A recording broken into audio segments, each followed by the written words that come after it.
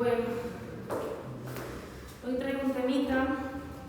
Bueno, para los que no me conocéis, Dios tiene una relación muy peculiar conmigo, ¿vale? Dios a mí nunca me pone cosas fáciles. Dios, yo podría decir aquí, Dios es amor, Dios es todo lo bueno, pero también Dios es disciplina y su palabra también dice que cuando ha tenido que dar algún palo lo ha dado. Bueno, pues yo soy la que le da los palos, ¿vale? Me presento, soy la que siempre tiene algo fuerte para darme y que a veces pues tengo como esa peleilla con el Señor de decir, Señor, ¿por qué esto a mí? ¿Sabes? Yo quería hablar del amor, quería hablar de venir a Jesús, que Jesús os va a hacer ver, Jesús os va a entender y no me hablo de eso, lo siento. Entonces, bueno, es palabra de Dios, que es lo que importa, no importa si la hablo yo, no importa quién la hable, es palabra de Él y yo espero que lo que me ha transmitido a mí el Señor y lo que me ha hablado a mí el Señor esta semana os lo pueda transmitir de la mejor manera y que pueda llegar a vuestros corazones, amén. He titulado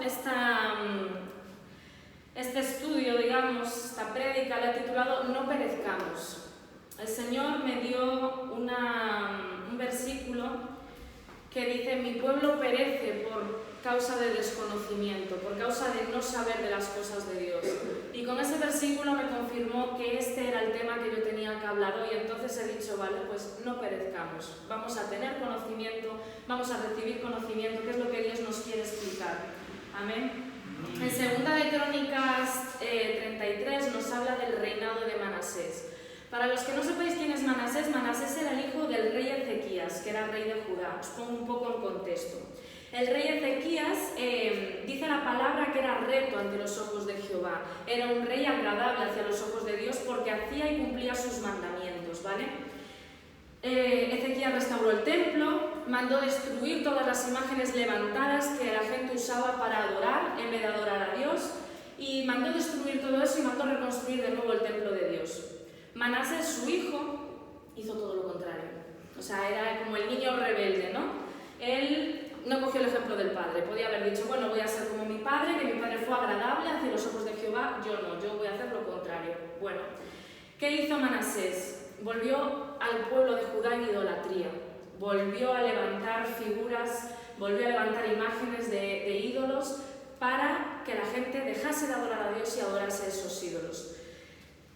En 2 de Crónicas 33, versículos 3 y 4, nos confirma: reedificó los lugares altos que Ezequías su padre había derribado, y levantó altares a los Baales, e hizo imágenes de Asera, y adoró a todo el ejército de los cielos y le rindió culto.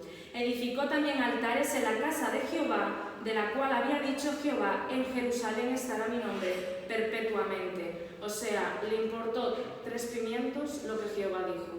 Jehová dijo, ahí va a permanecer mi nombre, ahí va a estar mi presencia, y Manasés dijo, me importa 3 pimientos, aquí tú no pintas nada.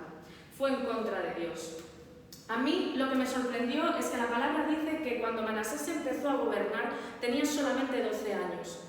Y me sorprende que viendo el ejemplo que tenía como padre, él no fuese igual, porque solemos decir, ¿no?, que demos ejemplo a nuestros hijos, que demos ejemplo a la gente de alrededor, porque ellos van a coger nuestro ejemplo si es bueno. Sin embargo, Manasés decidió que no. Y yo, reflexionando sobre esto, yo decía, Señor, ¿será que Manasés tuvo malas compañías? Porque quizás no viene explicado en la Biblia, pero a lo mejor Manasés tenía amigos que no eran los adecuados y lo llevaron a cometer esos errores contra Dios. O quizás hubo un evento en su vida que lo marcó y que no está registrado en la palabra, porque tampoco viene todo, ¿no? Lo que sí tengo claro es que algo tuvo que suceder para que Manasés fuese en contra de Dios, porque es imposible que tú, en tu casa, teniendo a Dios como soporte, como presente, como todo, los que están a tu alrededor compartiendo eso, no sigan a Dios y no quieran agradar a Dios. Es imposible, algo tiene que suceder. Y Dios me llevó a pensar en la crianza de nuestros hijos. Yo sé que aquí hay muchos que no tenéis hijos, pero bueno, servirá para otras cosas. Lo siento. Me llevó a pensar en los niños. Además, esta iglesia es una iglesia que está llena de niños, hay más niños que adultos. Este mes en concreto el Señor puso en el corazón de nuestros pastores arreglar la sala de los niños. Hay muchas cosas que hacer hay muchísimo para hacer. Sin embargo, Dios dijo, primeramente, la sala de los niños. Y Dios me decía, este mes es un mes para los niños. Este mes nos tenemos que centrar en nuestros hijos, en lo que estamos criando, cómo los estamos criando y cómo estamos nosotros como padres depositando nuestra fe y nuestra sabiduría en Dios a nuestros hijos. Porque tenemos que preparar a nuestros hijos para ir fuera. Vivimos en unos tiempos donde prácticamente gobierna el pecado, gobierna el libertinaje. No hay respeto por nada, nadie se respeta entre sí, es como yo pienso en mí, yo hago lo que quiero, mi libertad. ¿Y dónde queda la libertad de tu hermano? ¿Dónde queda la libertad de la otra persona? No entendemos, esa línea es muy fina y la traspasamos, simplemente por pensar en nosotros. Y Dios me mostraba, ¿no?, cómo a veces en la iglesia los padres, siendo un buen ejemplo para sus hijos, siendo a lo mejor pastores, líderes o simplemente siendo personas que vienen a la iglesia cada domingo y tratan de enseñarles a sus hijos, no, mira, los domingos son para el Señor, vamos a adorar a Dios. Esos niños se apartan. A veces, y a lo mejor es tirar piedras sobre nuestro propio tejado, ¿no?, pero a veces los propios jóvenes de la iglesia son peores que los de ahí fuera. Y suena fatal decirlo, pero es verdad. ¿Y por qué sucede esto? Porque no conocen a Dios a pesar de estar en la casa de Dios. Y no lo conocen porque sus padres no se han molestado en enseñarles quién es Dios. Se han molestado en decir, mira, vamos a la iglesia porque es domingo, vamos a adorar porque hay que adorar a Dios. ¿Pero por qué? Dame una razón. ¿Por qué? Enséñame a amar ese Dios que tú amas. Enséñame a adorar ese Dios que tú adoras. Y a veces no les damos explicaciones a nuestros hijos. Y yo no vengo aquí como madre queriendo dar lecciones a nadie de cómo educar a sus hijos, porque cada uno conoce la personalidad de sus hijos, conoce los tiempos de sus hijos, y yo no vengo como eso. Pero sí vengo como una mujer que hoy estoy restaurada, pero yo he sido una niña y una adolescente dañada por causa de no haber cubrido en mi infancia esas áreas tan necesarias de cubrir. Yo he sido una adolescente muy rebelde. Yo he conocido las drogas, yo he conocido la prostitución, yo he conocido todo lo que ese mundo ahí fuera ofrece, yo lo he conocido. Yo no era la mujer que veis vosotros hoy aquí. Yo no vestía así de sencillita y de elegante, no. Cuanto más enseñara, más me gustaba. Cuanto más me miraban, más me gustaba. Y todo lo malo que había en el mundo a mí me agradaba. Yo he conocido todo ese mundo y cuando Dios a mí me llamó, me restauró y me hizo ver que lo que el mundo te da ahí fuera nunca te llena. Y Tamara lo decía muy bien aquí ahora, da igual que busques un hobby, da igual que busques amigos, da igual que te envuelvas en cualquier cosa, nunca te va a llenar el mundo. Porque hay un vacío en nuestro corazón, que es ese vacío solamente le pertenece a Dios. Amén. Tiene el hueco exacto para el amor de Dios y nunca lo vas a poder llenar con nada. Y yo era de esas personas, ¿no?, que trataba de llenar mi corazón, trataba de las heridas que yo tenía por haberme sentido utilizada muchas veces, haberme sentido engañada, trataba como de sacarme ese dolor de alguna manera y muchas veces hacía daño a otras personas, simplemente por egoísmo, de decir, vale, como yo he sido dañada, como a mí me han hecho daño, yo voy a golpear también. Y eso no es como Dios nos manda a actuar. Dios nos dice que paguemos con bien a quien nos hace mal. Y suena como que eres tonto, perdido. ¿Cómo voy a hablar a una persona que me trata mal, le voy a pagar con bien? Sí, porque se trata de sembrar. Si tú siembras bien sobre esa persona, aunque te haga mal, tú vas a recoger bien. Y entonces se trata de buscar nuestro bienestar al final, no el de la otra persona. Cuando yo estaba haciendo este estudio, lo que el Señor más me marcaba era que el enemigo tiene un plan firme con los niños de este tiempo. Es un plan firme, que no hay vuelta atrás. El enemigo está obcecado en voy a ir a por los niños. ¿Y cómo se está metiendo? Vale, se está metiendo en los colegios. Quieren impartir ahora sexualidad en niños de 7, 8 años. Algo muy lógico, claro, porque el sexo, que es una cosa para adultos, vamos a impartírsela a los niños, para que empiecen a hacer cosas que no les corresponden. Y a mí me da mucha tristeza ver en el telediario cómo aparece que niños de 12, 13, 14 años abusan de una niña de 12 años. A mí eso me da mucha tristeza. Y este mundo de ahí fuera no se está dando cuenta que hablándole a los niños de esas cosas, niños que su mente solamente tiene que estar en estudiar en mi casa con mamá y papá y mi familia y jugar, están abriéndole otros mundos a esos niños que ellos quieren experimentar. Y yo lo hablaba con mi marido esta madrugada, yo le decía, claro, ellos pensarán, ¡ay, vamos a jugar a tener relaciones! Y cuando se miran en el momento se dan cuenta que les queda demasiado grande. Pero claro, párale tú los pies ahora a un jovencito de 14 años con las hormonas revolucionadas. No puedes. Y al final suceden estos casos. Y es muy triste. Después también estamos viendo, ¿verdad?, que hoy en día la televisión, todas las series, todos los dibujos, siempre tienen como un mensaje subliminal. Mi hija le tengo súper filtrado todo lo que mira y cada vez me doy cuenta de que al final acabaré quitándole la televisión. Porque veo programas que yo digo, ah, mira, qué bien, este programa parece que no pasa nada. Estaba viendo una serie en Netflix que aparentemente eran unos abuelos pastores que llevaban una iglesia. Hasta ahí todo correcto, qué bien, algo cristiano en Netflix. Cuando empiezo a ver los capítulos con mi hija, me doy cuenta que en uno de esos capítulos, esos abuelos tienen varios hijos y uno de ellos es homosexual. Ante la palabra, ellos corrigen a su hijo y le dicen, mira, yo te amo como hijo, pero no acepto tu pecado. Y digo yo, vaya, menuda lección en una serie de Netflix para los niños, vale, me encanta. Al final del capítulo acaban aceptando el pecado de su hijo. Entonces ahí tú te das cuenta que el enemigo trata de juntar las cosas de Dios con sus cosas. Y en cuanto el enemigo mete mano en las cosas de Dios, esas cosas quedan contaminadas. Porque no puedes mezclar. Tú coges un vaso aquí, ahora tengo agua. Si yo echo aceite no se va a mezclar. Es imposible que se mezcle. Va a quedar separado. Pues lo mismo pasa. Tú no puedes mezclar las cosas de Dios y después meterle las cosas del diablo. Y aparentemente se están metiendo sigilosamente en nuestros hijos. ¿Qué idea lleva mi hija si ve ese episodio? Vale, es pecado, esto está mal, pero bueno, lo puedo aceptar si es alguien de mi familia. Bueno, lo puedo aceptar si es alguien que quiero. No, ni porque sea de tu familia ni porque sea alguien que quieres. Pecado es pecado y no podemos hacer negocios con el pecado. ¿Amén? Amén. También pasa con videojuegos, ¿verdad? Me estoy dando cuenta y a raíz de hacer este estudio tuve que indagar un poquito más para hablar con propiedad. Y ahora hay unos videojuegos que están muy de moda y además están haciendo muñequitos, que seguramente los habéis visto por todos los escaparates, que es un muñeco muy feo, con los brazos muy largos, las piernas muy largas y tiene cara de demonio directamente, con los dientes afilados.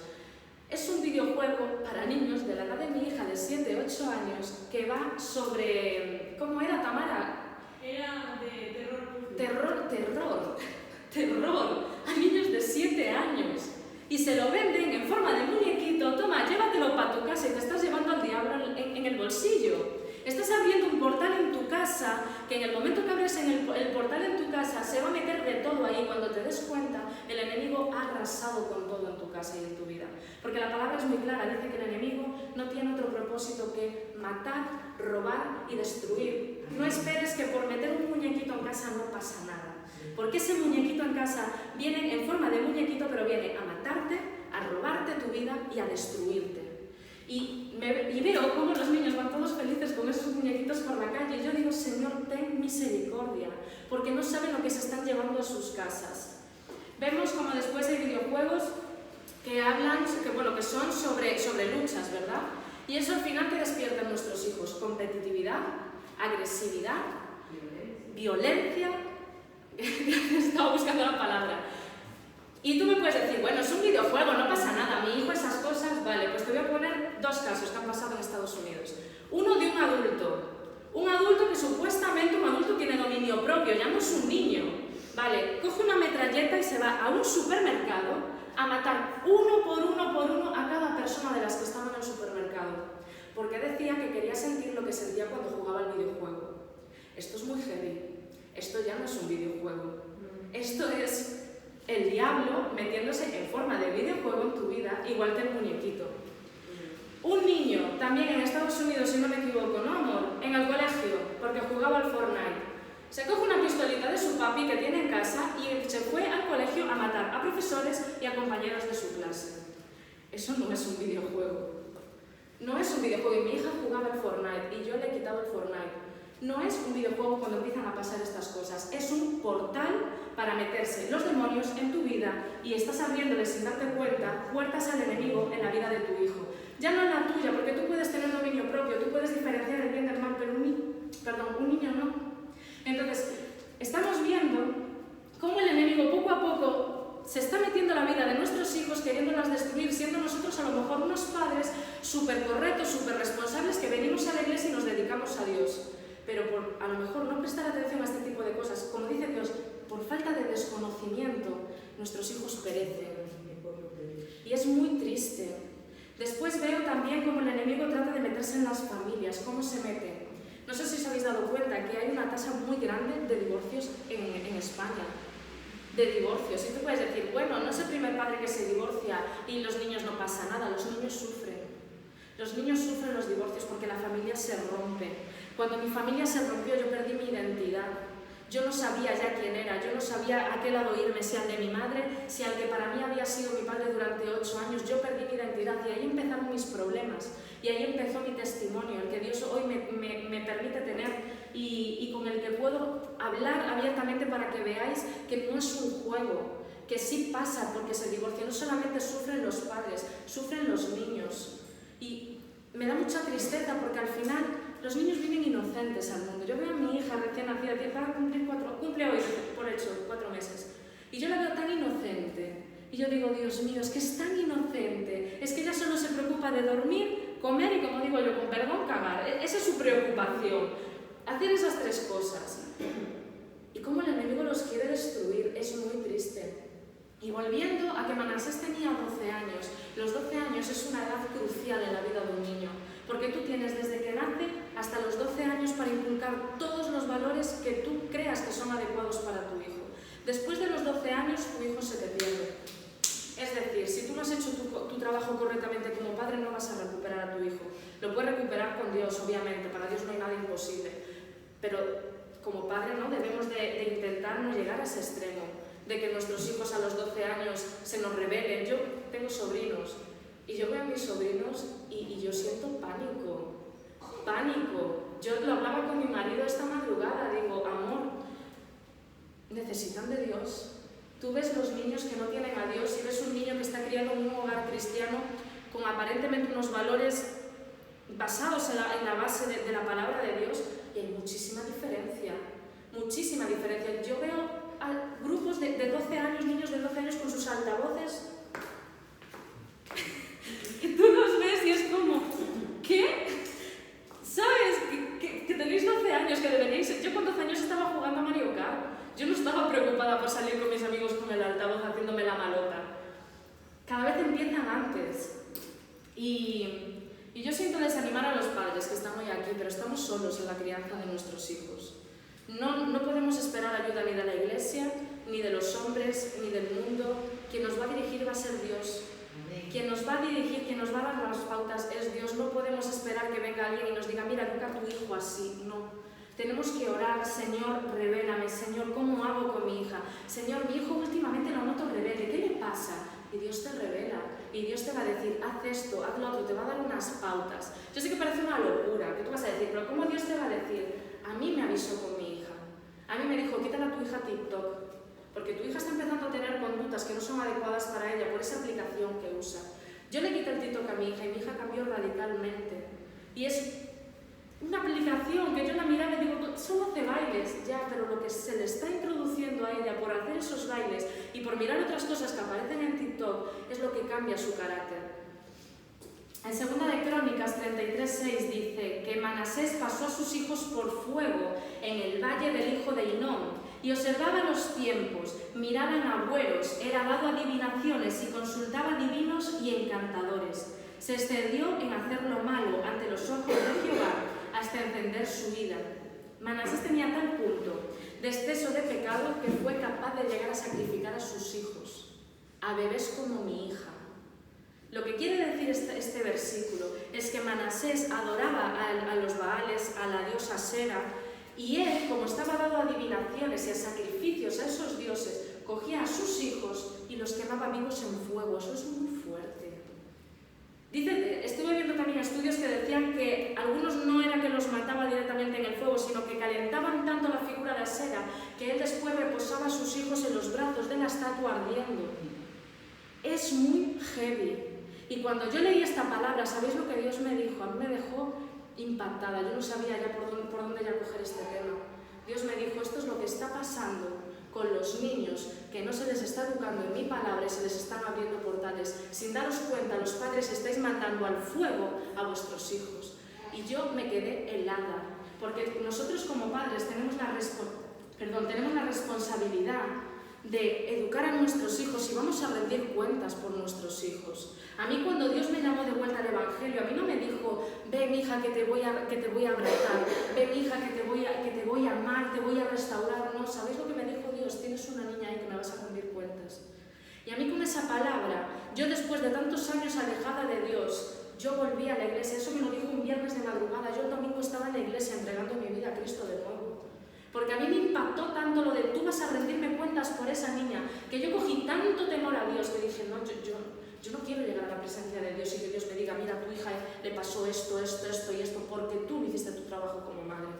Yo no quiero que Dios me diga eso. Y al final, cuando permitimos que nuestros hijos consuman ese tipo de contenidos del mundo, al final estamos permitiendo que el enemigo se meta en sus vidas. Y los estamos sacrificando sin darnos cuenta. Porque si yo os digo, mira, coge tu hijo y tíralo al fuego. Amor, atiendes a la niña, mi vida. Si yo os digo, coger a vuestro hijo y tirarlo al fuego, me vais a decir, esta tía está chalada. Pero ¿cómo vamos a hacer un sacrificio con un bebé al fuego? Pues es lo que estamos haciendo cuando a nuestros hijos no les estamos cortando de raíz todas las artimañas que el enemigo quiere introducir en sus vidas. Eso es lo que estamos haciendo. Y me podéis decir, bueno, Ainhoa, pero claro, a ver, mi hijo va al colegio, no hay colegio para cristianos, yo no puedo apartar a mi hijo de todo. Vale, te voy a hablar con la palabra, no te voy a dar mi opinión, te voy a hablar con la palabra.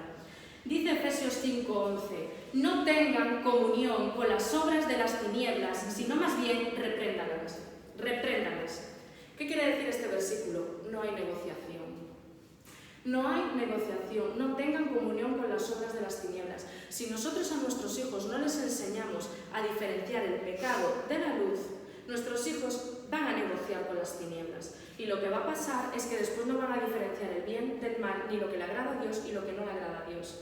Y a veces los padres somos un poco ignorantes y somos un poco tontitos a la hora de que pensamos que nuestros hijos, por ser pequeños, no van a poder tener una relación con Dios. No, eso no lo van a entender. ¿Cómo un niño va a entender que tiene que orar, que tiene que ayunar, que la fe, que el Espíritu Santo? Y los niños entienden muchísimo mejor las cosas que nosotros. ¿Por qué? La palabra dice que seamos como niños. ¿Por qué dice que seamos como niños? Porque tú a un niño le dices, mira, esto es rojo. Y el niño ve rojo.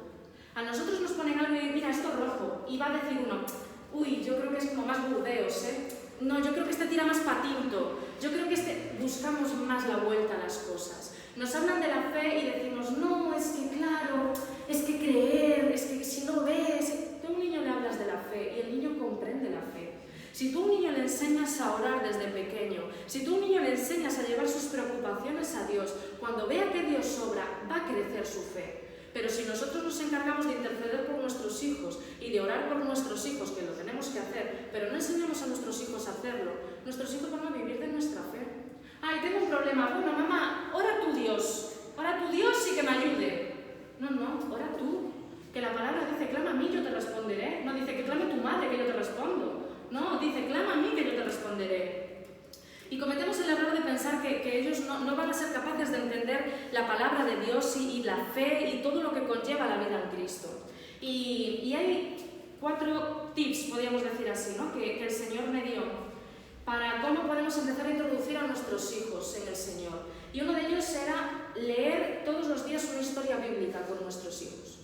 A lo mejor si le ponemos la palabra tal cual es la palabra no la van a entender, porque nosotros como adultos a veces nos cuesta entender la palabra y decimos, Señor, aquí me tienes que dar revelación porque esto no hay quien lo coja. Pero hay palabras adaptadas para niños. Hay Biblias adaptadas para niños que le cuentan las cosas en forma de historia. Y al contarle las cosas en forma de historia, los niños lo comprenden mucho mejor. Y después, yo tengo varios libros de esos, al final ponen un razonamiento y unas preguntas para los niños. Entonces ahí es donde entra nuestro juego como padres. A ver, mi amor, ¿qué es lo que tú has entendido de aquí? ¿Qué es lo que tú sacas de aquí? ¿Cómo te habla a ti esta historia? Y hacemos pensar a nuestros hijos. Y os puedo asegurar por experiencia propia que os sorprendería ver los razonamientos de nuestros hijos. Os sorprendería, pero vamos, lejanamente. Después, bueno, el punto número 2 ya me adelanté, es comentar con nuestros hijos lo que hemos leído. El punto número 3, coger la disciplina de orar con nuestros hijos antes de dormir. ¿Por qué? De madrugada está visto por teólogos y personas de avivamiento y personas espirituales que de madrugada es cuando más se mueve, digamos, el mundo de las tinieblas. Es como cuando más presente está, por eso mucha gente dice de orar de madrugada y que es donde más se siente la presencia del Señor, porque el Señor se manifiesta de otra manera, por la carga que hay de fuerzas espirituales del enemigo, ¿no? Entonces, cuando tú oras por tu hijo por la noche y oras con tu hijo por la noche, tú estás cubriendo sus sueños. Tú estás cubriendo a tu hijo en la noche. Tu hijo puede soñar sueños proféticos. Si tú oras con tu hijo y tú le enseñas a tu hijo a antes de dormir que lo último que sea antes de acostarse lo que escucha sea de Dios. Médicamente hablan los científicos que, por ejemplo, cuando un hijo nuestro tiene un examen, que tratemos de 1 hora, 2 horas antes de que se duerma, leer con ellos lo que les va a entrar en el examen. ¿Por qué? Porque después su subconsciente en sueños va a estar barrenando lo que ha estado leyendo 2 horas antes. Entonces después se va a levantar por la mañana y va a recordar. Vale, pues vamos a utilizar lo científico para lo espiritual. Vamos a orar con nuestros hijos por la noche para que cada vez que se levanten por la mañana te digan: oye mamá, hoy he dormido fenomenal, he sentido una paz, me he sentido tan bien mamá, yo no sé si ha sido que oré, yo no sé si ha sido que el Señor me ha puesto un ángel y me ha cubierto los sueños, pero yo me siento mamá, me siento muy bien. Les vamos a enseñar a orar. También vamos a enseñarles a que pongan sus preocupaciones, porque los niños tienen preocupaciones, no solo la de los adultos, pero los niños tienen preocupaciones. Y está bien que a lo mejor si no tienen como la seguridad o la confianza de contárnoslo a nosotros, les enseñemos a ir a Dios. Mira, mi amor, ¿a ti qué te preocupa? ¿Que vas mal en una materia? Pónselo a Dios. Mi amor, ¿qué te preocupa? Que a lo mejor mamá y papá hoy hemos discutido. Pónselo a Dios. Mi amor, ¿qué es lo que te preocupa? ¿Que tu mejor amiguito no quiere jugar contigo en el colegio? Pónselo a Dios, porque para nosotros son tonterías, pero a ellos les causa ansiedad, a ellos les causa preocupación, porque son sus problemas de niño, son sus problemas infantiles. Y si nosotros aprendemos a que ellos lleven esos problemas a Dios, a lo mejor oran esa noche: mira, Señor, es que mi amiguito no quiere jugar nunca conmigo en el recreo. Y al día siguiente su amiguito viene a buscarlo. Ahí que empieza a crecer la fe. Si yo clamo a mi Padre me responde. ¿Cómo nosotros vamos a hablarle a nuestros hijos de que Dios hace si no les enseñamos a que vean eso? Ellos van a ver en nosotros. Tú le puedes decir a tu hijo: mira, mi amor, estoy pasando un proceso económico, y tu hijo ir a la nevera y mirar la nevera llena por la provisión de Dios. ¿Tú te piensas que tu hijo va a creer que tú tienes un problema económico? No lo va a creer. Y no va a entender que es una provisión de Dios. Sin embargo, a lo mejor si tú involucras a tu hijo, mira, hoy vamos a orar como familia. La palabra dice en el Antiguo Testamento que cuando había que orar y ayunar por algo, ponían hasta las ovejas y las vacas a ayunar. Bebés ayunaban, bebés de lactancia, que yo lo pienso y digo, esas madres deberían de tener la cabeza como un bombo, llorando todo el día a la criatura, porque claro, un niño de 4 años se lo explicas, pero ¿cómo se lo explicas a un bebé que no puede comer? Y en la palabra dice que ayunaban bebés, mujeres, hombres, niños y hasta los animales. Se involucraban todos, hacían unidad, y Dios es cuando hacía. Y a veces nosotros, los padres, pecamos en decir: no quiero preocupar a mi hijo con nuestras preocupaciones, ya. Pero es que lo económico forma parte de la familia, de la casa. Y los niños tienen que involucrarse. Mira, mi amor, ¿tú hoy qué vas a ayunar? ¿Gelatina? Vale, pues tú hoy ayunas gelatina, hoy no tomas postre. Y enseñas a tu hijo a ayunar. Obviamente no lo vas a dejar ayunando 12 horas como puedes hacerlo tú, pero podemos ir involucrándolo en pequeñas cosas. Mira, mi amor, haz una oración, pídele al Señor que estamos pasando por un momento económico, que nos ayude, pero que nosotros lo alabamos igual. Y tú enseñas a tu hijo a tener fe en medio de la tempestad. Ya voy terminando. Después, más abajo, en los versículos 10 al 13, habla de cómo Dios, a pesar de cómo Manasés iba en contra de él, Dios tenía misericordia. Y Dios lo buscaba, y lo buscaba, y lo buscaba. Y decía aquí: habló Jehová a Manasés y a su pueblo, y no le oyeron. Y eso pasa con nosotros. A veces estamos haciendo las cosas mal y terqueamos, y yo soy mucho de terquear, terqueamos, y Dios, en vez de coger y decir: yo soy Dios, y yo digo: mira, que te dé morcilla, yo soy Dios, voy a rogarte yo a ti. Y sin embargo Dios nos busca. y nos busca. Y Dios no obliga, pero Dios va a provocar que tú entres en su propósito. ¿Cómo va a hacerlo? Pues hay varias maneras. A Manasés le tocó por angustias. También es el estilo que usa conmigo, las angustias, los desiertos. Bueno, con Manasés usó las angustias. Dice aquí la palabra, mas luego fue puesto en angustias. Y él oró a Jehová su Dios, humillado grandemente en presencia del Dios de sus padres, y habiendo orado, él fue atendido, pues Dios atendió su oración y lo restauró a Jerusalén su reino. Entonces reconoció Manasés que Jehová era Dios. A veces somos tercos. A veces Dios nos dice por la derecha y tú no, voy por la izquierda. No vayas por ahí, sí, mejor voy por aquí. Honra a tu padre y a tu madre. Uy, no, porque me da mucha pereza, porque es que es muy pesado mi madre, no me apetece, el compañero de trabajo, mi jefe, es un sinvergüenza, no lo voy a respetar. Y Dios a veces pues, nos tiene que meter en angustia, nos tiene que apretar el cinturón. ¿Para qué? Para bajar nuestro ego, para bajar nuestro orgullo, que es lo que hizo Manasés. Después Manasés fue humillado a la presencia de Dios y dijo, Señor, yo reconozco que tú eres Dios. ¿Por qué? Porque ninguno de esos dioses paganos a los que él adoraba le habían metido en angustias. Pero como Dios lo metió en angustia, no le quedó de otra que decir, tú eres más fuerte que yo, Señor. No es con mi fuerza, es con la tuya. No es lo que yo quiero, es tu voluntad y lo que tú quieres, porque tú eres el soberano y tú eres Dios. Entonces, quiero darte consuelo si estás pasando a lo mejor por una situación de estas, ¿no? En la que ves que a lo mejor todo va mal, que no encuentras piso donde alquilar, que no encuentras trabajo, que las cosas en tu casa van mal, con tu mujer, con tu esposo, no sé cuál es la situación que puedas tener. Pero piensa, en vez de pensar, uff, qué desdichado soy, piensa que quizás Dios te está metiendo en esta angustia para que tú dejes el orgullo a un lado y tú digas, mira, Señor, no encuentro piso, pero no pasa nada. Tú dices que tú eres el dueño del oro y la plata de este mundo. Que si tú vistes a las golondrinas, ¿cómo no me vas a vestir a mí, Señor? Si tú le das cobijas a los conejos que hacen sus madrigueras, ¿cómo tú no me vas a dar una casa a mí, Señor? Señor, me va mal en mi matrimonio, pero mira, tú eres Dios y tú vas a hacer. Cuando nosotros soltamos el orgullo, cuando nosotros soltamos esa soberbia que tenemos, aquí dice que Dios no le dijo a Manasés, ¡ay, ahora vienes! ¡Ay, humilladito! No, así te quería ver yo. No, aquí dice que Dios, al haber orado, Dios lo atendió, escuchó su oración y restauró a Jerusalén su reino. Dios nos escucha, Dios nos va a atender.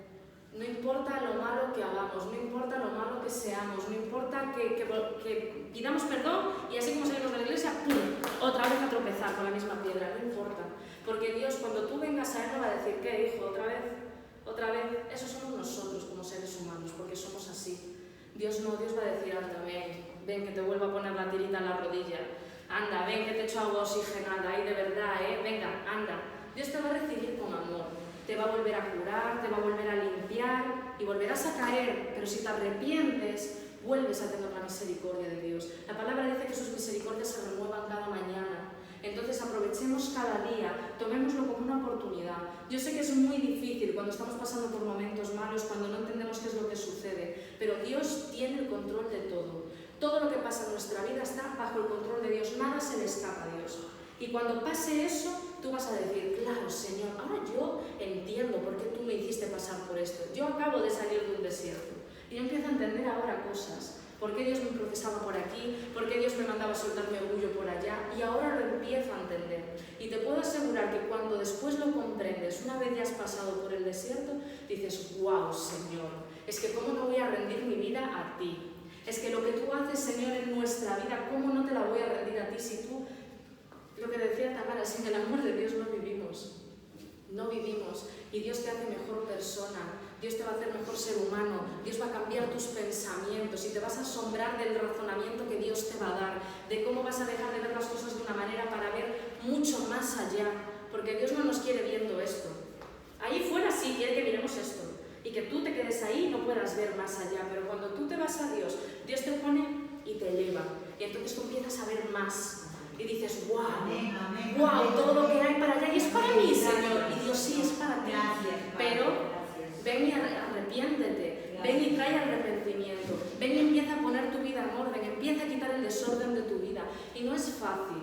duele muchísimo, y te lo digo yo que he tenido que quitar muchísimo desorden de mi vida y sigo quitando desorden de mi vida, pero te aseguro que cuando empiezas a ver lo que Dios tiene allá para ti, dices tú, lo que me ofrece el mundo son migajas, lo que me ofrece el mundo es momentáneo, lo que Dios te está ofreciendo es mucho más allá de lo momentáneo, y hasta cuando estés mal vas a estar bien. Y eso el mundo no te lo ofrece. Cuando tú estás mal y estás destruido, vas a junto de una persona y esa persona que te dice, jolín tío, bueno, ya pasará.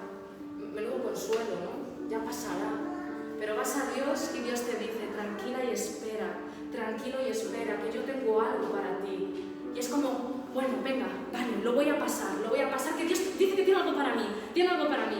Yo a mi hija cuando tiene un examen le digo, mira, si lo apruebas, después hacemos lo que quieras por la tarde. Y ella es como que, vale, no sé si lo voy a aprobar, pero voy contenta ya para el colegio. Ya no va como, tengo que hacer el examen, me va a salir mal. No, ella va entusiasmada. Entonces, cuando nosotros tenemos a Dios y llevamos nuestros problemas a Él, siempre da una palabra, Dios siempre responde. Si respondió a Manasés, si lo restauró, ¿cómo no lo va a hacer con nosotros? Que además con Manasés aún no había venido Jesús a la tierra. Dios no tenía por qué escucharlo, Dios no tenía por qué restaurarlo. Nosotros tenemos la suerte y la ventaja de que Cristo ya ha venido a la tierra y ha pagado por nuestros pecados. Nosotros simplemente tenemos que ir, mira Señor, me he equivocado, mira Señor, lo he hecho mal y no tengo ni idea de cómo hacerlo bien, pero yo vengo aquí, así como soy. Y Dios te va a restaurar y Dios te va a colocar donde Él quiere que tú estés, para que puedas ver esas migas que hay más allá. Amén. Vamos a hacer una oración y yo espero que el Señor haya hablado a tu vida.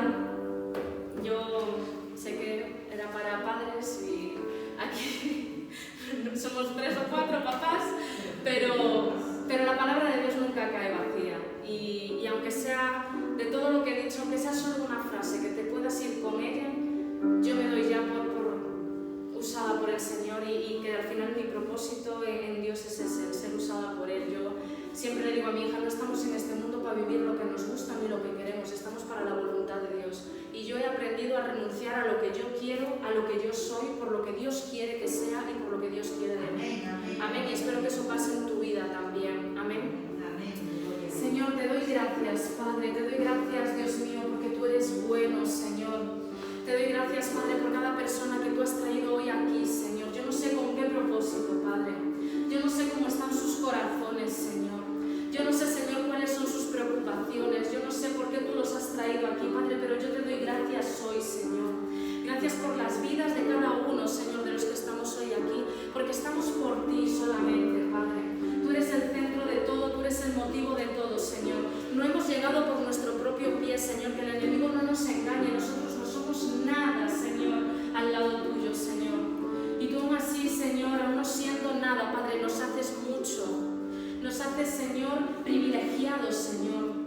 Te damos gracias, Padre, porque tú eres bueno, Señor. Solo tengo esa palabra hoy para ti, tú eres bueno. Solo sale eso hoy de mi corazón, Señor. Yo no sé por qué, pero tú lo has puesto hoy aquí. Eres bueno, Señor, eres bueno, Padre. Y, Señor, quiero que pongas esa palabra en el corazón de cada persona de las que estamos aquí. Que tú, por encima de todo, por encima de toda circunstancia, por encima de todo dolor, tú eres bueno, Padre. Y tú sabes lo que es bueno para nosotros, porque tú nos creaste, porque tú conoces nuestro corazón, porque tú conoces lo más profundo de nosotros, Señor. Tú conoces lo malo y lo bueno, Señor. Y todo lo malo que hay en nosotros tú lo transformas para bien, Padre. Porque tú eres así, lo que tocas, Señor, lo transformas, Dios mío. Y yo te pido, Espíritu Santo, hoy, Señor, que tú vengas y soples aliento fresco sobre nuestros corazones, Señor. Sopla, Dios mío, Padre, para que podamos salir refrescados hoy de aquí, Señor. Para que nuestra visión haya cambiado, Padre. Enséñanos esas miras altas, Señor, que tienes para nosotros. Enséñanos, Señor, lo que tú quieres de nosotros, Señor, para que nosotros empezamos, Señor, a despojarnos de nosotros mismos, Padre. Gracias, Dios mío, en el nombre de Jesús, Señor.